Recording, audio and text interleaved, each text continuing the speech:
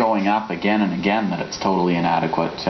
In fact, you can even ask him questions like, are you embarrassed about what this has done to your government? And he comes out with the same answer. Coopers and Lybrand. Coopers and Lybrand and the RCMP.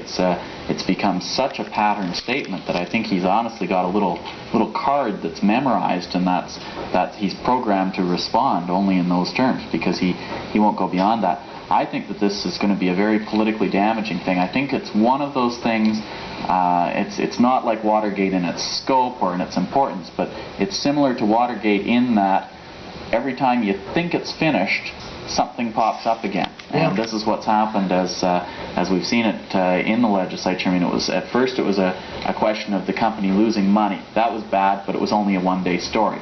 Then it was a question of the company complicitly complying with the discrimination against Jews and women that's prevalent in Saudi Arabia.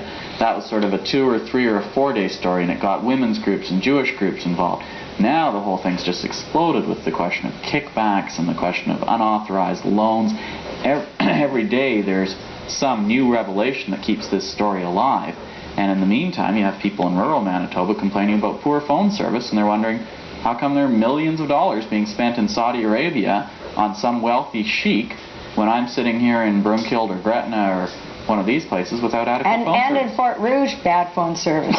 My parents have been trying to get their phone repaired for about 2 months, and it's still not right. So, and they're getting shocks in their equipment. I mean, these things have to be ironed out running. We've got 5 minutes left, or three minutes left.